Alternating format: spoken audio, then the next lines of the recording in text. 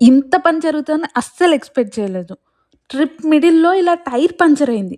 అది గూడా ఒక చెట్టు దగ్గర ఇలా వదిలేసి ఎళ్ళిపోతే, వచ్చేసరికి ఇలా పంక్చర్ అయిపోయి ఉంది.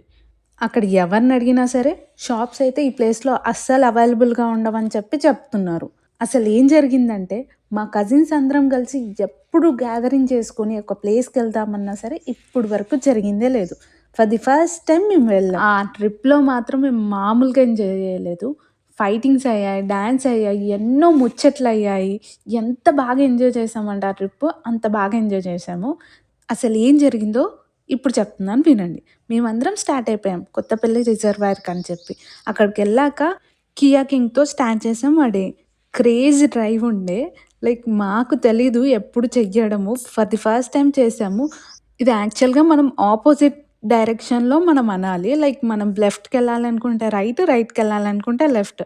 కానీ ఇన్ బిట్వీన్ మాత్రం మా మధ్యలో ఫైట్స్, అందరం గుద్దుకోవడాలు చాలా బాగా జరిగాయి. నెక్స్ట్ సన్‌సెట్ వ్యూ పాయింట్ దగ్గరికి వెళ్దామని కార్ దగ్గరకొచ్చేసరికి ఇలా అయిపోయింది.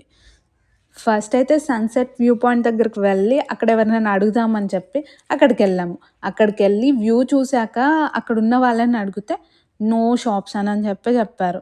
ఇది ఎలా అని చెప్పి ఇప్పుడు అందరికి ఒక క్వెషన్ మార్క్. ఎట్ లాస్ట్ కార్‌లో అయితే ఒక స్టెప్నీ ఉందని చెప్పి తెలిసింది.